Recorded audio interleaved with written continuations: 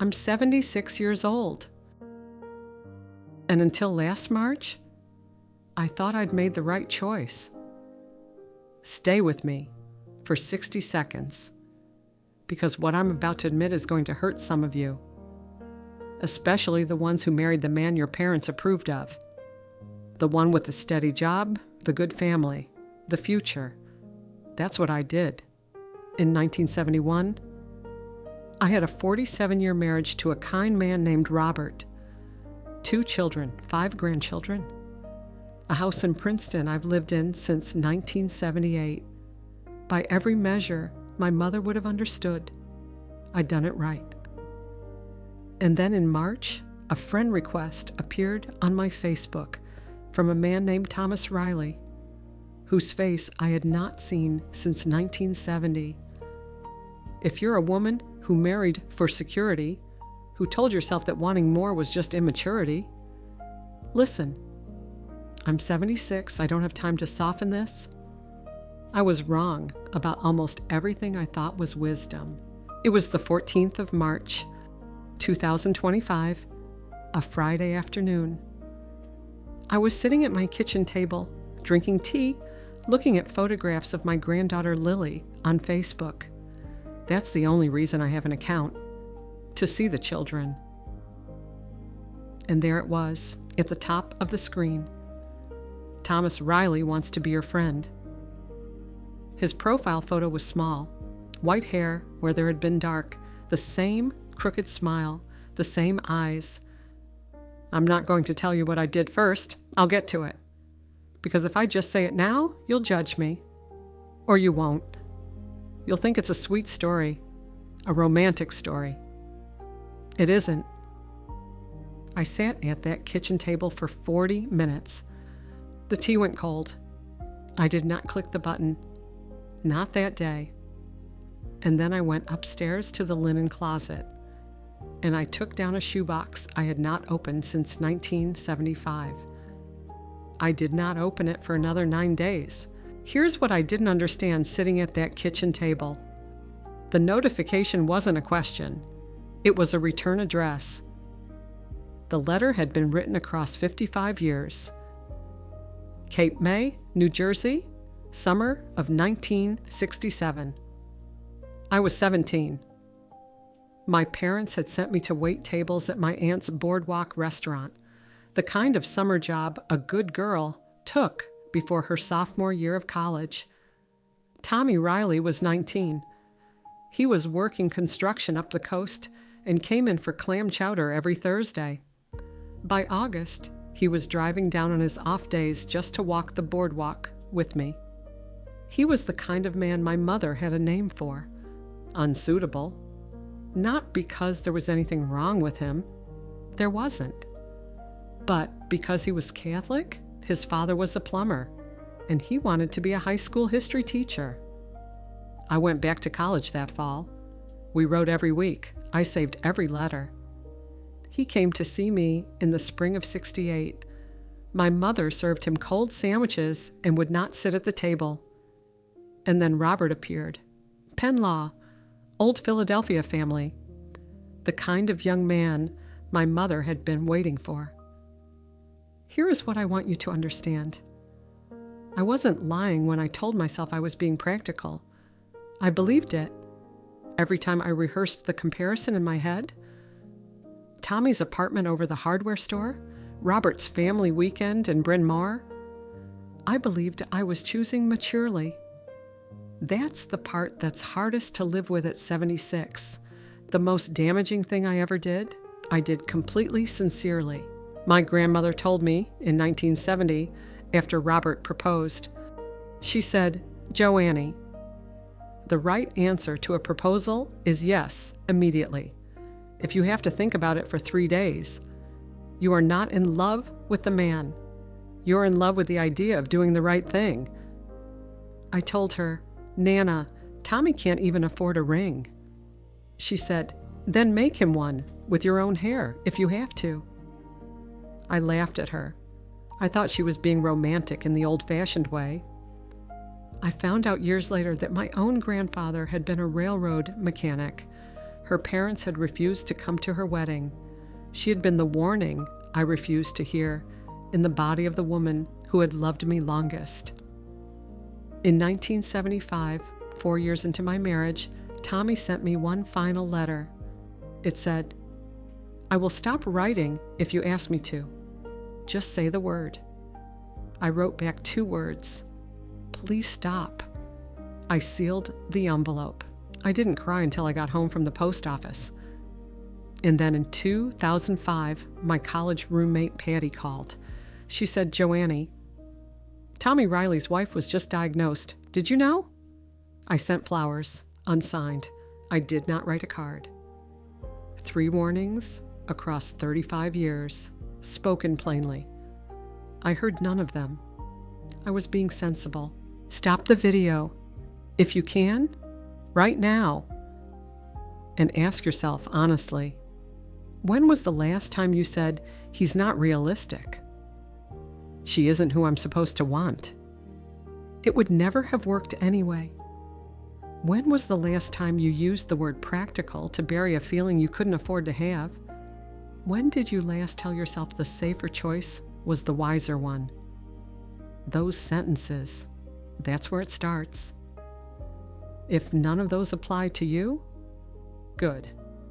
You're already living the harder, truer thing. Keep going. But if you felt your chest tighten while I was talking, if you can name the person right now just from the description, please keep watching. Because that tightening is the same feeling I had the day I wrote, "Please stop," and dropped that envelope through the slot at the Princeton post office. I ignored it for 50 years. I'm asking you, don't. 9 days after the friend request, I called my old college roommate, Patty. She's the only person alive who knew both Tommy and Robert. She is 76 like me. She does not soften things. I told her about the friend request, about the shoebox of letters, about the 40 minutes at the kitchen table. She was quiet for a long time. Then she said one sentence I will carry until I die. She said, "Joan, sensible is the most respectable form of cowardice." I sat down on the floor of my hallway with the phone in my hand, and I cried for the first time since Robert's funeral, maybe before that. Sensible? The word my mother used, the word I used, the word every woman in my mother's bridge club used about every choice that mattered. Be sensible, Joannie. I thought sensible meant wise. I thought practical meant grown up. I thought picking Robert over Tommy was the proof that I had become a serious person. But here's what Patty's sentence taught me. Sensible is the version of cowardice that nobody can criticize you for. If I'd run away with Tommy, my mother would have called it folly. My friends would have whispered. My professors would have shaken their heads. There would have been a cost to being brave. There always is. But sensible was free. Sensible got applause. Sensible got the wedding at the Princeton Chapel and the announcement in the Inquirer. And the cruelest part is that the cost of sensible was paid in installments. Not all at once, just a few cents at a time. Every quiet Sunday afternoon for 54 years. Every kindness in a marriage that was real but never large. Every glance at a stranger on a train who reminded me, just for a second, of a boy in Cape May in 1968. I had been brave once, for about 3 years, from 17 to 20, and I had spent the rest of my life paying for the relief of giving it up. Let me tell you what Tommy actually said. I owe you the whole conversation now. I accepted the friend request on the 3rd of April. We exchanged messages for 2 weeks. Polite. Careful. He was widowed too. His wife, Catherine, had been a librarian at the public library in Bangor, Maine. She had passed in 2022. On the 17th of April, I asked if I could call him. He gave me his number. I dialed it from my landline. which is something I have kept, I do not know why. Sentimentality. The cord wraps around my fingers when I talk. He picked up on the second ring. He said, "Joan." I said, "Tommy." We talked for an hour and a half about his children, about my children, about teachers we'd both had at the boardwalk that summer, about a song that was playing on the radio every time we got into his pickup truck. I had not been able to remember the title for 58 years, and he gave it back to me in 8 seconds. And then, near the end, I said something I'd been holding for 50 years. I said, "Tommy, I'm sorry I made you wait." There was a long silence on the line. And then he said, "And I have replayed this every single night since. Oh, Joan, I wasn't waiting. I was living. I hope you were too." I want to be honest. The first thing I felt was a kind of injury, as if he should have been waiting, as if my 50-year debt was canceled at his expense. And then I understood what he was telling me. He had been fine. He had been whole. The wound had been mine. The wound had only ever been mine. And I had nursed it for half a century in the silent room of a comfortable marriage. He hadn't lost me. I had lost myself. I'm 76, and I had never, until that moment, understood the actual cost of being sensible. Here's the why I promised you, the real one. It wasn't that I'd married the wrong man. Robert was a good man. I loved him. I really did. In a calm, durable way. He never gave me a reason to leave.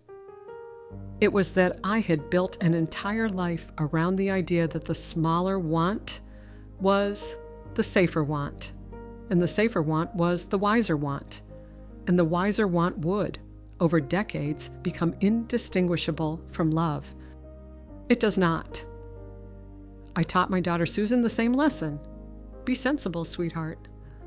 I watched her turn down a man who adored her in 1997 because he was a sound engineer. She married a tax attorney in 2000. They divorced in 2015. She's been alone since. I look at her sometimes and I think, I gave her the inheritance my mother gave me. The terrible, respectable inheritance. The one that whispers, every time something in your chest opens up, "But is this practical?" And the answer is almost always no. Because the things that matter never are. The things that matter ask you to risk something you don't want to risk. I didn't risk it, and I taught my daughter not to risk it.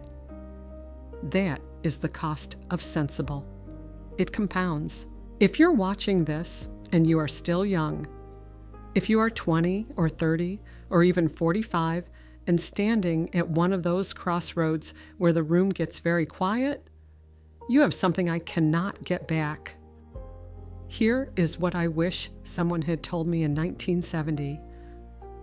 When you feel a real yes in your body, listen to it. Don't argue with it. Don't translate it into a list. Don't run it past your mother. The yes is information. The list is the cage you build around the information so you don't have to act on it. Stop using the word practical as a synonym for afraid. They are not the same word. Practical is a budgeting decision. Afraid is a soul decision. Don't let one wear the costume of the other. Stop telling yourself that love that is calm and steady is more real than love that wakes you up at 4 a.m. Sometimes calm is just exhaustion. Sometimes steady is just absence.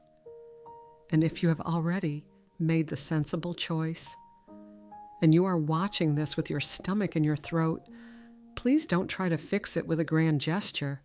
Don't blow up your life on my account. That is its own kind of cowardice, dressed differently. Just stop teaching the lesson.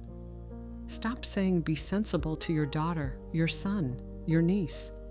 Tell them the truth instead. Tell them the brave thing usually looks foolish until it doesn't. There are 6 words I should have said to Tommy Riley in 1970.